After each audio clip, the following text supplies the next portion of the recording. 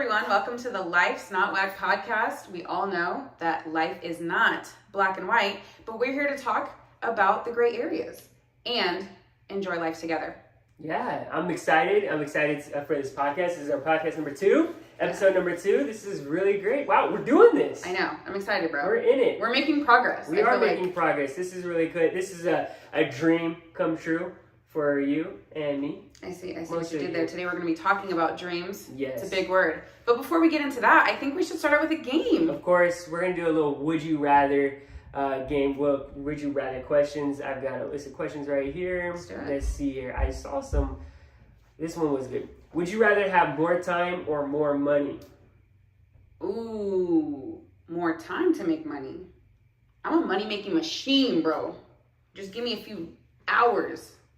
Pop out mills. How many meals do you have right now? See, I haven't had time. You haven't no time. I haven't had time, so. Yeah, that's actually pretty interesting. I think I would just take more money. Yeah. It's because then I don't have to have the effort with the time. Like, time still, more time, you need more effort. You're right. As I just have more money. You're right. And just, there's enough time in the day. Yeah. If I would have thought that you just be sleeping more. Okay, go ahead. Right? Would you rather have a rewind button or a pause button on your life? That's really good. Yeah, I would say pause. I don't want to rewind. It's done with. But I'll put a pause on some things. Yeah. To think through things. Is this like a... What was that show on Nickelodeon with little Jay? Yeah, I know what you're talking about. Where he would like pause and he literally paused and he would go out and... It was a movie though. No, it was a show. I'm thinking something different. No, there was a show. Our producer Gabe says it's a movie. It's a movie, but Adam Sandler movie. No, that's Click. Oh, I'm thinking of Click. Okay. No, it was Lil J. It was like a really like low key show back in the day, and he was just literally like just get out of the screen and then come out and like talk about what's going on or whatever the situation. Anyway, Just Jordan. It's just Jordan, yeah. It's just Jordan. It's just Jordan. Jordan. I can't sing that. That was a really like quick show. Just Jordan. Yeah, I don't remember how long it went, but I think pause too. I think rewind button. Yeah, that's like regrets and stuff. We don't regret. But is it regret if you can actually rewind and change things?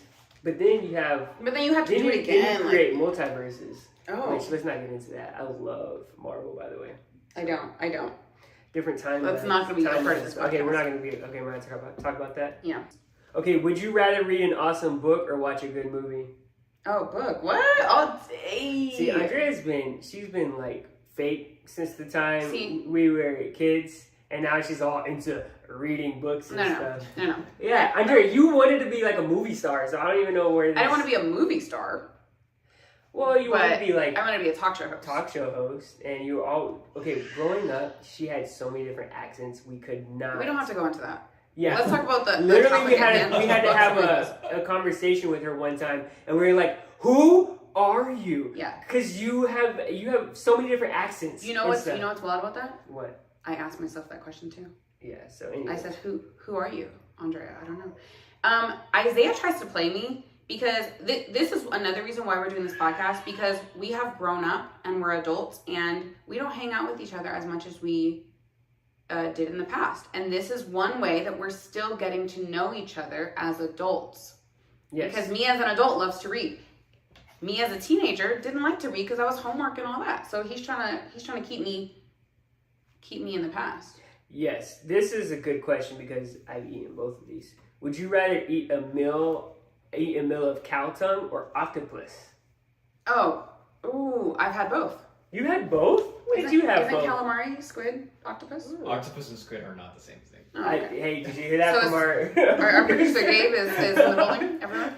Octopus and squid squid not the same thing. Is completely different species. I've definitely had octopus. Like, it was like the little tentacles and everything. Ooh. Like a full one? Ooh. Yeah, it was in Thailand. Like the trolleys? The gummy? No, not like the trolleys. This was like it was very rubbery. In Thailand? Yes. Did you like it? No. But I've had No, was that in Zanzibar? I think it was in Zanzibar. Isn't Mexican food cow tongue? Like tacos? Cow tongue tacos? don't know. But I have had cow I tongue. had a cow tongue taco. I have had cow tongue in Brazil. You know how I'm just name dropping all What do you these call places it? I've been to? La lengua de vaca. Okay. Let's see. Let's try to get one more. Let's see if we can get one more good one. Yeah, I like how you were mentioning all the places you've been. Isaiah's Yeah. hot on this topic today. Yes. Stay tuned. Stay with us, guys. It's a good one. Okay, would you rather be your own boss or work for someone else? Oh, my own boss. What do you mean? Yeah, I guess that one was like a weird one, but you have to really think about this No, because there's a way. yeah, that there's so much, and we're not going to really get into this right now, but there's a lot of things that your boss or your company already does for you that you just don't have to worry about. Health insurance. Because yeah, you're talking about health insurance, you're talking about paying 401k. yeah, you just benefit packages for. You have to make so much money to be your own boss sometimes. That's true. Just to have a function, and if you want to add employees underneath that, that's hard. And so, yeah, running a company is crazy. That's true. I talk to a lot of contractors, and they're small business owners, you know, and they go through a lot because sometimes they struggle to know if they could even pay their employees. Yeah. And so, anyways, I think personally, so being your own boss sounds good, but I think I'd rather just work for somebody else. Yeah, I think we know what it's like to work for somebody else. Yeah. So that's the easier decision. I will say I have tried to be my own boss. I've created like an LLC every year, so that's me just trying to trying to be my own boss and haven't succeeded. So there you go. Yeah, there you go. I'm trying to be that, but and one of these days, maybe I will try to be my own boss as well. But it's a lot. We have the entrepreneurial spirit in us from our mama. Mm-hmm. She's her own boss in real estate, and so maybe we'll get into that one of these days. Maybe we'll invite her on the podcast. Yeah. Maybe not. What are we talking about today? Oh yeah, so the topic at hand, you guys, we're talking about dreams. And Isaiah and I were raised in a family, and I feel like a culture that really encouraged dreams. Whatever you want to do when you grow up, you can do it. Whatever you want, whatever you set your mind to, you can do it. We grew up in a very encouraging, confidence building family, and I feel like that gets challenged when you get into the real world. Has that happened to you? What was one of your childhood dreams that you had? So one of my dreams since I've been a child is to be a talk show host. I grew up watching the Tyra show. That's Tyra Banks for anyone who, if she's not, I don't know. She was a thing back then. And Ellen, I love the Ellen show. Obviously Oprah, it was big time. But because I was confident in that, because my parents encouraged me, I was like, who, Oprah who? Andrea's about to be. And so I would record and create shows out of nothing. And I don't know. What was your childhood dream? I just wanted to share. Andrea had what she called the Andrea show, and she would literally have a camera going around to people at church as a kid and interviewing people at church for just different things. It was great. She was actually really good. I think Andrea does have the personality to do a talk show, and I've always wanted to encourage her in that. But I guess that just speaks to the culture that we have. Saying. Yeah. We are hype men for real. Yeah, so we're hype men for each other, because that's part of the reason why we're doing a podcast right now, is because I know it was a childhood dream of hers to do this, and so I'm like, shoot, let's do it. Yeah. You have the personality, let's go for it. What's your dream, bro? I was over here. I was about to be playing with LeBron James. Was that ever challenged in your adulthood? Yeah. I mean, no. Actually, I had no challenges with it. I shot up to be 6'5", 6'7". The camera's lying, guys. Yeah, the camera is definitely lying. No, I definitely wanted to play in the NBA. I think that was a dream that I had all the way until last year. Yeah, I'm still trying until senior year of college. So, but you know what? Shout out to the men's league he's a part of right now. I laid down that dream to follow God and what His plan was for me. My plan was to become an NBA player. That was set in stone. Yeah. That was my destiny, and I laid it down for a bigger plan that God has. And I had to share this story because I would be remiss, and Jasmine Ridges, our friend, would be very mad if I don't. Shout out to Jasmine Jones. I would tie my shoes, and I remember one day lacing up my shoes, and I had the Michael Vick's basketball shoes. Yeah. Some of you may not even know Michael Vick made basketball shoes. But Why did he make basketball shoes? Yeah, I don't even know. But I love Michael Vick. And so I would visualize myself playing in the NBA while I'm tying up my shoes, getting ready for my Boys and Girls Club League game. And I'd read the little encouraging word that they had on the back of the tongue that was about dominating. And I was just like, I'm about to do this, dominate. And then while I was doing that, this is the point, I was 12 years old. It was as real can be. God put on my heart, he says, what if I had bigger plans than you? Wow. For you. And I was like, well, God, if you want me to not go to the NBA, I guess. Ain't nothing. He said, ain't nothing bigger than the NBA. I guess I won't go to the NBA. So that's why, I could have played, but, I laid it down for God. Yeah. And I think that's so good because most people would look at you and say, it may not have been an option. No. It definitely was an option. Definitely was an option. Right. But in your heart. Yes, in my heart. You had to lay it down. Yeah. I had to lay it down because it's something I believe in. But that's messed up. No, I'm saying I'm trying to get to the deep stuff. Did you just hear that we're a family that encourages people's dreams? And she's what I'm saying is it was your heart that should we ask Asia what her childhood dream was real quick? Yeah, we should. Okay, we should. Let's bring on Asia into the podcast. Try to have it in front of the microphone. Okay. No, that's the front. Like, yeah. Hello, Asia Godinez. You are live. You are live on the Life's Not Whack podcast. Today we're talking about dreams. Did you ever have a dream when you were a child? What was your childhood dream? Oh, like a dream to do something? Yeah, like mine was to be a talk show host. Isaiah's was to be in the NBA. What was your childhood dream? What was your childhood dream? To be a stay-at-home mom. I don't know why I'm laughing. I didn't mean to laugh that hard at her being a stay-at-home mom. Like, as stay-at-home moms are very, very important to our country, to our generation, to our community. I was laughing at the fact, like, we used to literally give Asia Mother's Day cards because she was so dang bossy all the time. And she would be bossy and she would just act like she was our mom. I didn't know she was working towards her dream that whole time. Right. That's why I was like, wait, what is her dream? So we were actually encouraging her? So we were encouraging her by giving her Mother's Day card in her dream. Unknowingly. That's how deep the culture of encouragement was. Yes. So anyways, so you said we're talking about dreams, right? Yeah. What is and we're talking about dream. We talk about what we had a dream as a childhood, but what's a dream that God is placing on your heart right now, or what is your perspective on dreams right now?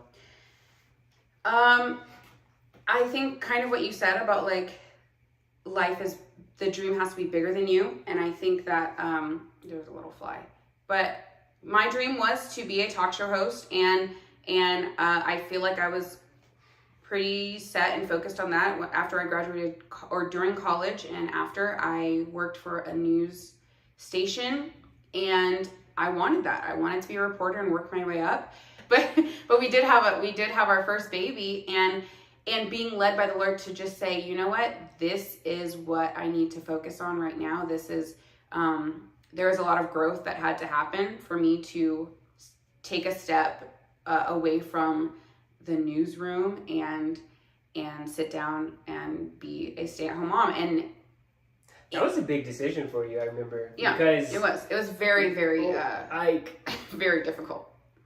I'm trying to be very careful with how I say this, but not like how you said the other thing about laughing about. Well, yeah, but that was I think I explained that, but nobody would have thought that out of all the kids that you would be the one settling down first. No, for sure. Let alone be the type of be the woman that actually decides to be a stay-at-home mom, right? Because you were always career-driven and like you were always going after your dreams and using your gifts and talents. Like Andrea's very talented, and so nobody ever thought that. And I remember, Yeah. you know, like, No, for sure. And I was like, wait, what? Yeah, even for our family, I think that a lot of people, it wasn't necessarily like, it was kind of a lot of like, oh, like that's not something that you have been encouraged to do. So why would you, you know what I mean? Like my family is so good at encouraging me in my dreams. However, what if God is leading me to something different? And I think that that's kind of how I view dreams now. Now I've gone through I've been a stay-at-home mom for almost 7 years now. My daughter's pushing up on 7, which is crazy, but I am living my dream right now. That's awesome. And I'm not a talk show host. Yeah. Do you know what I'm saying? And I think like when we lay down our dreams for something greater, and even if it's not a clear black and white, like, oh, I'm gonna lay down my dream here, so then I can raise my daughter to be a talk show host. You know what I mean? Like, oh, I'm gonna do this now, and then this is gonna be the reward. That wasn't there. It's gray, you guys. It was very gray, and now there's so much joy that was waiting for me. I actually, even though I let go of the dream in my actions, my heart held on to it so much. And I think that only prolonged the experience that God was trying to give me. I think last year, or maybe about 5 years after when my daughter was 5, I finally started feeling confident as a mom and embracing that, and embracing like building up a home and building up a family with my husband and seeing the value in that. And now I can truly say that like my life, I feel like my life is offering so much to the world, and my life is so valuable, and I love it. There was such a joy, like I said, that was waiting for me on the other side of me letting go of what I thought I wanted. And now I feel like I have everything I want. Yeah. And if the dream were to come, if I were to be offered some kind of thing, I don't know if I would take it, you know? But if I did and I wanted it, it would just be a little sprinkle on the cupcake. The cupcake's already... Yeah, it's crazy. I was just kind of thinking about how important it is to just partner up with God when it comes to dreaming. Like to dream with God, you know? Because I love that verse. It says, man plans his ways, but the Lord directs his steps. And I feel like that has a lot with dreams. You know, dreams can be lofty, but dreams can also be like something that you're going after. It can be ambitions and goals or things you want to achieve in life. And so I think when you, like you said, when you've submitted yourself to God, surrendered your dreams, what you think your life is going to look like in the next 5-10 years to what God is having you do, it is just so much better. Yeah, that's so good, Isaiah, that you were talking about that. I think that comes with trusting that God's plan or his dream for us is good. Yeah. And it's better. We trust that, you know, he's all knowing, so he knows more of what we need than we do. I wanted to, like I mentioned, you know, if my dream were to come back at me after laying it down, would I pick it up? I feel like that kind of is happening for you. You took we talked about it in the last last episode. That's a good question. A good segue. We talked about last podcast about how God is calling Christine and I to like maybe vocational ministry. The specifics of that are really not specific right now, but I think it's just something that's it's an impression on our heart right now. 2 weeks ago now, I went to Mexico City to do a mission trip for the first time since college, since Tanzania. And if I'm being honest with myself, I think my Tanzania mission trip I went to Tanzania, I was supposed to be here for a year, and it ended up only being about 7 months. And I think there were some challenges on there that happened to deal with like the team we were on, and the team got basically dismantled throughout the year. Not going to go into crazy details with that, but basically it was a hard trip. It was hard in the fact that there was not a ton of unity on the team. There were actual like physical challenges of just living in a different country, speaking a different language, and like getting sick off of different food. Living in the middle of nowhere, having to dig holes to go get water. Like there was a riverbed that was dried up, so we had to literally dig a hole to get water. It's just hard living, and so we're tired every day. We're doing, and that was your dream, though. Like, yes, this to was be a my missionary. Yeah, and so you're it realizing your dream. It was my dream that I had in college. That I was like, wow, I think God made me to be a missionary, and I'm going to go after it. So I was doing what I felt like God was calling me to do. But I think there was just a lot that happened on the trip that never got unpacked, never got debriefed, and there wasn't I love that I got to have that experience, but there just wasn't a lot of helping me reintegrate into back into the U.S. that I think I needed. I got into a season of depression, and so I say all that to say I think my yes became a little bit more hesitant. That's good. My yes to partner up with God in what He's dreaming for. Were you disappointed in the dream? No, I just realized it was very hard. I just realized it was going to be very difficult and very, very stretching. My first mission trip was to Brazil, and that was great. Like, it was really fun, but I realized, the life of a long-term missionary, that a person that actually goes out and just integrates himself with the culture, is a hard life. And there's so many things that you feel like you're going to be giving up and sacrificing, just even with kids and family. Not being able to see, my sister or other members of my family. I think that was just a lot. And so we got to a place where we were living in Tulsa and moving out here and just being really comfortable.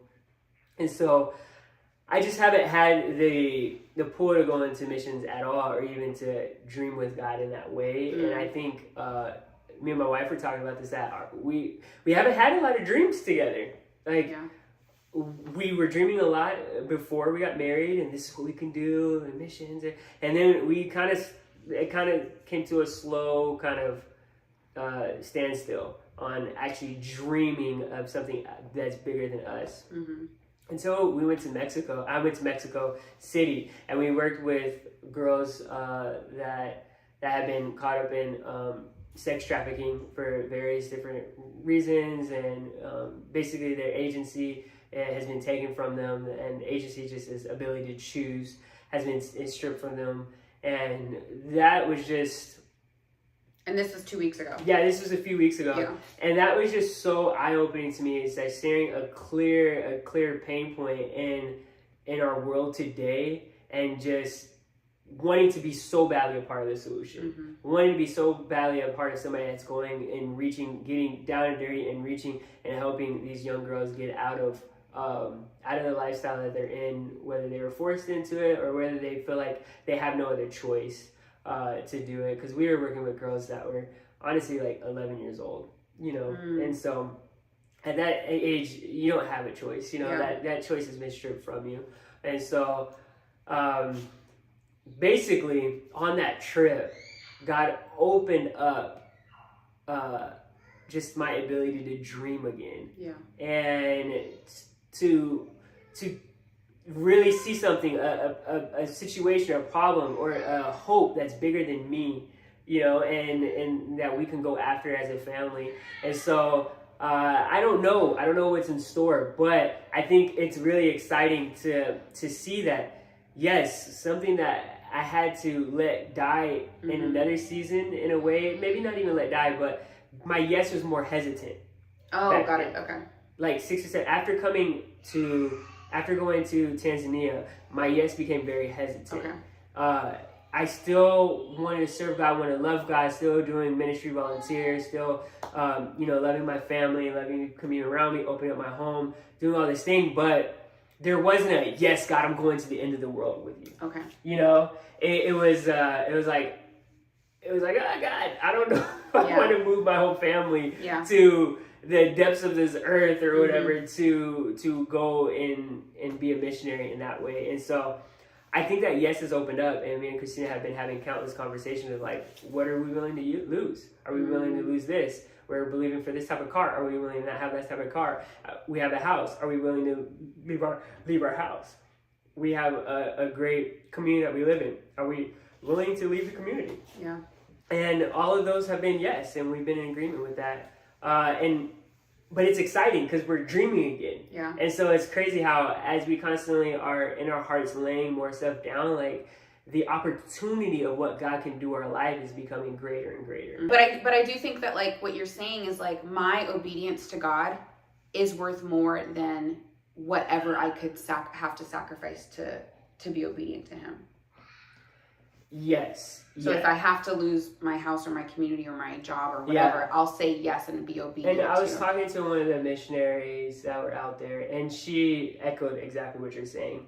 It's because a lot of her family was like, "You've given up so much to be out here. Like you could have this." Like she was killing it in LA as a physician. Like I think she was a doctor. She's either a doctor or a nurse for like celebrities, basically. Okay. And so she was killing the game out there and making a lot of money. Yeah. And they're like, "You've given up so much to do this."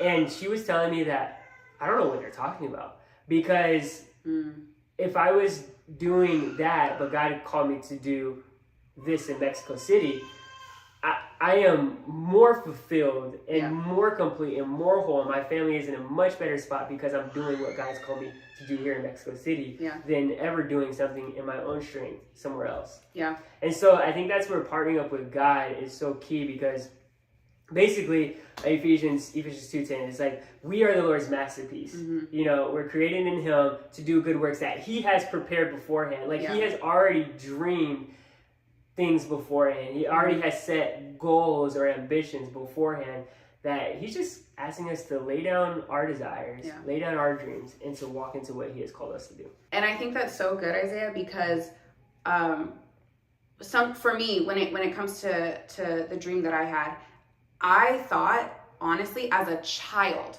right, this was a very childlike dream, was that everyone should know me. I should have a talk, you know what I mean? Like, it's funny, but like, that's genuinely what I thought. I thought I was so dope that like, that there should be a talk show that everyone knows, the Andrea Show. But nobody would be better from knowing my name. They will only be transformed and new by knowing one name. Ooh. Do you know what I'm saying? Preach. Right, and that's Jesus. And so once I surrendered my life to him, it was like, I'm only here to glorify him. Yeah. I'm only here to lift him up. And a lot of times that means laying down what Andrea wants.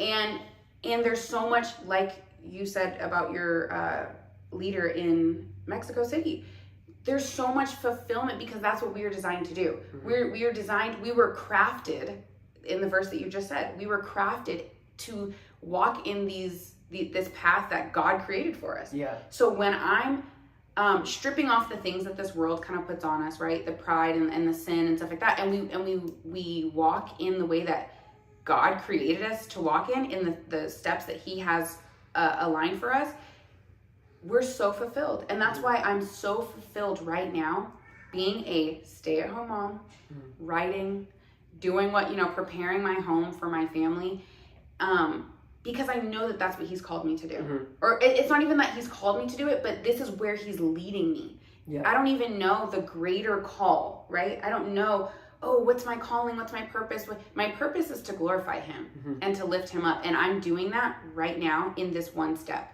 And the next step that I'm going to take, it's going to be glorifying him too. Yeah. And so who knows, if that means whatever will come 5 years from now, 10 years from now. But right now, I know he'll lead me one step of the way. Yeah, that's great. And I'm just thinking of, just as you're talking about that, I'm thinking of just how we can wrap it up with the whole life's not whack conversation. And I think oftentimes in our lives, there's, we don't have clarity. We don't have black and white, do this or do that. Right. And I want to encourage you guys, we're in the same boat as you. Our dreams haven't been realized yet. Right. We're right in the middle. We're right in the gray area of what God is doing in our lives. And so I want to encourage you to have it within your heart, have it within your conversation with God and your prayer time and your worship time, and just start saying all the things that you are willing to lay down for God, and just keep going one after another. Just be like, God, I have this job. I'm willing to give it up for you. Mm-hmm. God, I'm in this relationship. If it's not of you, I'm willing to give it up for you. Yeah, that's And good. I think just acknowledging him in all of your ways, you know, and he'll lead you. He'll direct lead your you. path. He'll direct your path. And that's one of the first steps we could do in partnering with God in what he has for us. Because you're like, well, what is God's big dream for my life? Yeah. Well, you don't know until you start laying down and making room for him to place those dreams in your life. So That's good. I think that's the encouragement I would like to give today. And let us know, you guys, what is your dream? And you know, you can even share your childhood dream or what you're dreaming for right now, and we can pray for you. You know, drop it in the comments. We want to build a community here, and just share if anything in this episode blessed you, or you have questions that we can talk about in the next one. Just let us know. And as we wrap, I want to share that life is not black and white, and if you're doing it with people that you love, it's definitely not whack. So we want to thank you for listening to the Life's Not Whack podcast. Cool. Nice. That was good, bro. It was good.